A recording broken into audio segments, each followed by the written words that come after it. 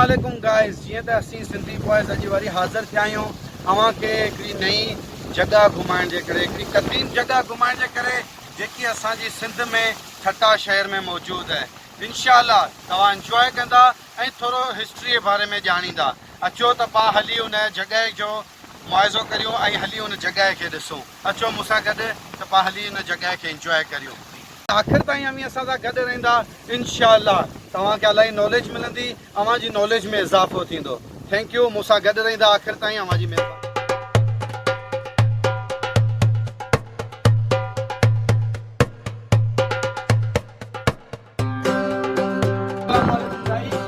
जीअं त तव्हांखे ख़बर आहे त असां पंहिंजे हर ब्लॉग में तव्हांखे हिकिड़ियूं क़दीम ॿोलियुनि जूं जॻहियूं ऐं सिंध जूं तारीख़ूं ऐं सिंध जूं पुराणियूं तरीन क़दीम जॻहियूं जेके अञा ताईं सिंध जे सां इलाही प्यार करे थी, असां तव्हांखे बेशक उहे घुमायूं ऐं असांखे उमेद आहे त तव्हांखे उन जॻहियुनि में इलाही मज़ो ईंदो। ऐं अॼु बि अगरि तव्हां असां सां गॾु आख़िर ताईं रहंदा त असां तव्हांखे हिकिड़ी बहितरीन जॻह घुमाईंदासीं जेकी तव्हांखे अगरि असीं ॿुधायूं था त ठट्टे जे शहर खां 5 खां 7 किलोमीटर अंदरि पए थी, जेको माई मकलीअ नाले सां इलाही मशहूरु जॻह आहे। ऐं उन जॻह जी ख़ूबसूरती, उन जॻह जी छा ॻाल्हि करियां, उहा जॻह केतिरी क़दीम ठहियल आहे, उहा जॻह मूं वटि त एतिरा लफ़्ज़ ई कोन्हे तव्हां सां ॻाल्हाइण लाइ त केतिरी क़दीम ठहियल आहे, छा था ठहियल आहे, छा हुन में मज़ूरी थियल आहे ऐं केतिरी हुन जी वॾी हिस्ट्री आहे। ऐं अगरि तव्हांखे ॾेखारींदुसि त तव्हांखे पंहिंजी अखियुनि ते भरोसो कोन थींदो, तव्हांखे मुंहिंजे ॻाल्हियुनि ते त बिल्कुलु ई भरोसो कोन थींदो। एतिरी बहितरीन जॻह आहे। जंहिं शहर जो नालो, जेको एॾो ख़ूबसूरत शहर पंहिंजे पाकिस्तान में मशहूरु शहर आहे मकली ठट्टो, जंहिंजो नालो जे जॻह ते पयल आहे, जंहिंजे बारे में आउं तव्हांखे छा ॿुधायां त क़दीम मस्जिदूं, क़दीम बादशाहनि जा महल, पंहिंजे शहीद फौजियुनि जो क़ब्रिस्तान, एतिरियूं ज़बरदस्त जॻहियूं आहिनि। अगरि तव्हां असां सां गॾु आख़िर ताईं रहंदा त तव्हांखे भरपूर अॼु मज़ो ईंदो ऐं तव्हां इलाही नॉलेज हासिल कंदा।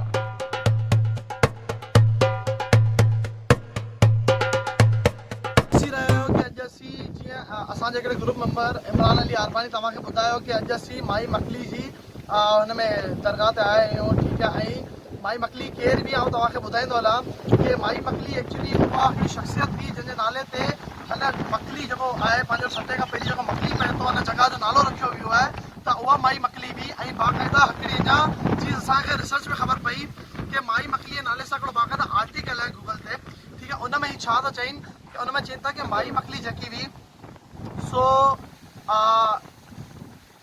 हज जे दौरान जॾहिं जेका हाजी हूंदा आहिनि उन खे रोज़ डेली बेसिस ते छा कंदी हुई, उहो खीर पुॼाईंदी हुई। ऐं जेका हाजी हूंदा आहिनि उनखे खीर पुॼाए करे हुते उनखे खीर सर्व कंदी हुई, उनखे पियारींदी हुई।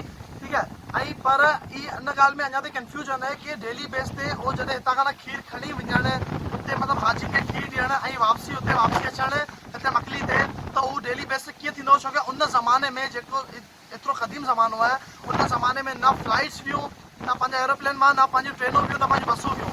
तॾहिं बि हितां खां डेली बेस ते खीर खणी वञणु, हुते हाजियुनि खे प्रोवाइड करणु, हुते सर्व करणु ऐं वापसी अचणु, हीउ पॉसिबल कोन हो हिकिड़े माण्हू लाइ हिकिड़े ॾींहं में। पर हीउ कीअं थींदो हुओ, इहो बाक़ाइदा हिकिड़ो मौजूदो हो। अचो तव्हांखे थोरो सो दरगाह बि ॾेखारियूं था माई मकली जी किथे ठहियल आहे, कीअं ठहियल आहे। जीअं तव्हां ॾिसी रहिया आहियो कि माई मकली जी हिते असीं दरगाह ते बाक़ाइदा मौजूदु आहियूं ऐं हिते तव्हां नालो बि ॾिसी सघो था, मथे माई मकली बि लिखियलु आहे। ऐं इहा उहा ई दरगाह आहे, इहा उहा ई शख़्सियत आहे जंहिं नाले सां हीअ मकली आबाद आहे, इहा मकली जो नालो रखियो वियो आहे। ऐं बाक़ाइदा जेतिरी मकली सुहिणी आहे या हिकिड़े जबल ते ठहियल आहे, ओतिरो ई इहा शख़्सियत बि उहा एतिरी दर्जे ते बि एतिरी पुॼियल बि इहा शख़्सियत। ऐं अचो बाक़ाइदा हिन जॻह ते अञा एक्सप्लोर कंदासीं हिन जॻह ते माई मकली जे अलावा ॿियो छा छा आहे।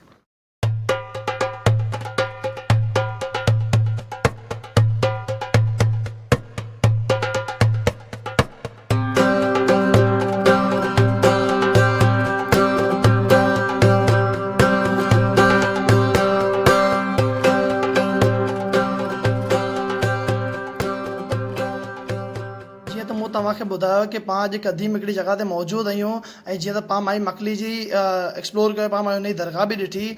ऐं जीअं त हींअर पाण जिते मौजूदु आहियूं हिते हिकिड़ी पुराणी मस्जिद, हिकिड़ी क़दीम हिकिड़ी मस्जिद मौजूदु आहे। ऐं पाण ॾिसूं था कि इहा मस्जिद करे ठही आहे। हीअ जाम तमाजी जेको बादशाह हो, जेको ठट्टे ऐं मकली जो जेको बादशाह हो, उन 793 हिजरी में इहा बाक़ाइदा इहा मस्जिद ठाराई आहे। ऐं तव्हीं जीअं बाक़ाइदा ॾिसी सघो था कि इहा मस्जिद केतिरी ख़ूबसूरत ऐं केतिरी सुहिणी आहे। ऐं बाक़ाइदा तव्हीं ॾिसो कि हीअ मस्जिद जीअं इमरान अली आरबानी तव्हांखे ॿुधायो कि उन ज़माने में मज़दूर पंहिंजे हथनि सां मस्जिदूं ऐं इमारतूं ठाहींदा हुआ ऐं को मशीनरी यूज़ कोन थींदी हुई त केतिरी ई सुहिणी कैलीग्राफी केतिरो ई सुहिणो आर्किटेक्चर आहे बाक़ाइदा एतिरी ई सुहिणी इहा इमारत पाखे या मस्जिद पाखे लॻे थी ऐं केतिरी ई ऊची आहे ऐं उन ज़माने जी ठहियल आहे पर अञा ताईं हीअ क़ाइमु आहे ऐं इन जी जेकी सूंहं आहे सो अॼु ताईं निखरे पई ऐं बाक़ाइदा तव्हीं ॾिसी सघो था कि एतिरी पुराणी मस्जिदूं आहिनि एतिरी पुराणी इमारतूं आहिनि पर अॼु ताईं उन जी सूंहं बरक़रार आहे।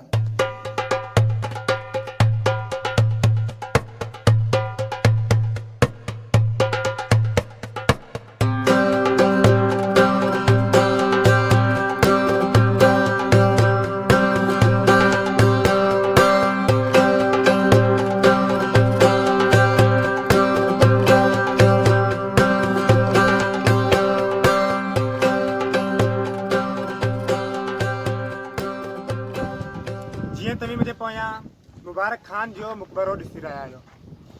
हिते पंहिंजे प्यारे वतन जा शहीदा दफ़न थियल आहिनि। पंहिंजे प्यारे वतन इन खे पंहिंजे दिलि में जाइ ॾिनी आहे। मुबारक खान हिकिड़ो बहादुर फ़ौजी हो ऐं हिते तमामु घणा फ़ौजी बि शहीद थी दफ़न थियल जे पंहिंजे प्यारे वतन जे तहफ़ुज़ लाइ दुश्मननि सां वड़ी पंहिंजी जान प्यारे वतन जे नाले कई। जीअं असां सिंधी शहीदनि खे बि कॾहिं विसारींदा कोन आहियूं ऐं शहीद हमेशह ज़िंदा हूंदा आहिनि। जीअं उहे पंहिंजे सुकून लाइ सॼी राति ॾींहुं राति बिना आराम जे बॉर्डरनि ते ऐं हर जॻह ते ड्यूटी ॾींदा आहिनि छाकाणि त पाण तहफ़ुज़ आराम सां सुम्ही सघूं। हिकु शाइर पंहिंजे शहर में छा ख़ूब चयो आहे, असल ही तो उनकी थी जो असल मुकाम पर पहुंच गए हैं। असल ही तो उनकी थी जो असल मुकाम पर पहुंच गए हैं। हम तो मुसाफिर हैं, हम अभी रास्ते में हैं।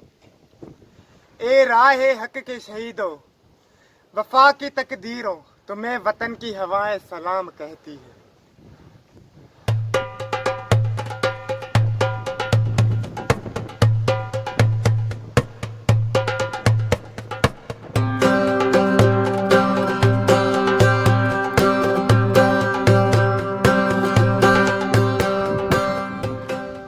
असां सिंधी पंहिंजे सिंध सां ॾाढो प्यार कंदा आहियूं। इन्हनि जी तारीफ़ में आउं हिकिड़ी चीज़ चवणु थो चाहियां। जीअं हिकु शाइर पंहिंजे शहर में छा ख़ूब चयो आहे, साधू आहे सुहिणो आहे, साधो आहे सुहिणो आहे, जवान आहे जोधो आहे, ॾाढो सिद्धी आहे छो त सिंधी आहे।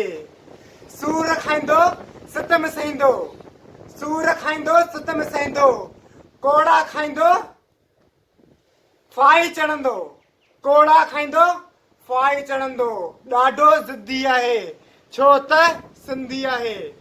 साह ॾींदो वेसाह ॾींदो, साह ॾींदो वेसाह ॾींदो, जान ॾींदो पर वतन न ॾींदो, ॾाढो को ज़िद्दी आहे छो त सिंधी आहे।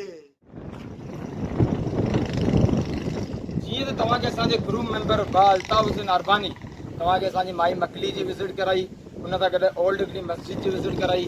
असांजे ग्रुप मेंबर बा मज़र तव्हांखे शहीदनि जो हिकिड़ो बहितरीनु क़ब्रिस्तान ॾेखारियो ऐं बहितरीनु उन जी तारीफ़नि में बहितरीनु हिस्ट्री बयानु कई। छा तव्हां इमेजिन करे सघो था असांजो ब्लॉग उते ई ख़तमु हूंदो? छा असांजी मकली एतिरी आहे? न, मकली में खोड़ सारा राज़ लिकियल आहिनि। असांजो ब्लॉग अञा त ख़तमु कोन्हे। अगरि तव्हांखे मज़ो अचे पियो त असांजे ब्लॉग में अञा खोड़ सारा राज़ लिकियल आहिनि। तव्हां असां सां गॾु विझो, उन राज़नि जी हिस्ट्री असां तव्हांखे ॿुधाईंदासीं।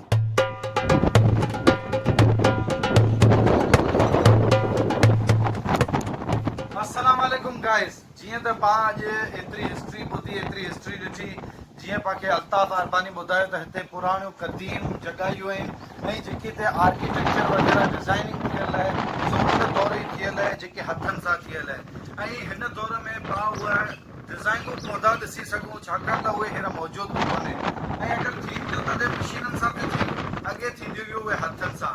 हाणे पाण हलूं था जेकी हिकिड़ी मक़बरो हुते आहे, पाण हली हुनखे जाइज़ो वठंदासीं, हुनखे ॾिसंदासीं ऐं पाण ॾिसंदासीं हुनजी मज़ार जेकी आहे सो केतिरी क़दीम आहे, केतिरी पुराणी आहे। असां गॾु रहंदा, तव्हांखे उहो मज़ार बि ॾेखारींदा।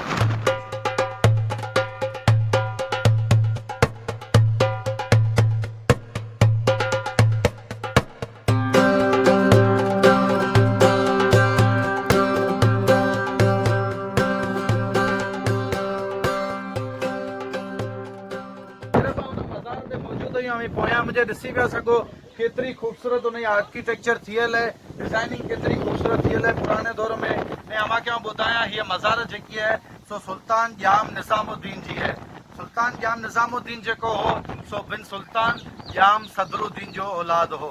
ऐं इन जेको आहे सो 951 हिजरी में पंहिंजे ठटे मकली ते हुकूमत कई हुई 48 साल। ऐं उन टाइम ते 48 साल उहे तमामु घणा ख़ुशहाल हुआ। ऐं हेरपा जेको आहे सो उन मज़ार मां मुआइज़ो लॻाए पिया सघूं, जाइज़ो पिया करे पिया सघूं त हू केतिरी ख़ूबसूरत आहे ऐं उन जो नज़ारो केतिरो पस मंज़र ऐं ख़ूबसूरत लॻे पियो। अभी सभु इहे ॾिसी पिया सघो। ऐं दरवाज़ो जेको आहे सो बंदि आहे, इन जो पाण अंदरि कोन पिया हली सघूं छाकाणि त इहा पुराणी इलाही मज़ार आहे। अंदरि पाण हलूं था त हिते थोरा ख़तरा आहिनि, थी सघे इमारत जो जेको आहे सो वारंटी या गारंटी कोन्हे, उहो केॾी महिल बि किरी सघे थी। हवा तमामु घणी ज़्यादा आहे छाकाणि इन करे पाण उन अंदरि कोन था हली सघूं। Thank U.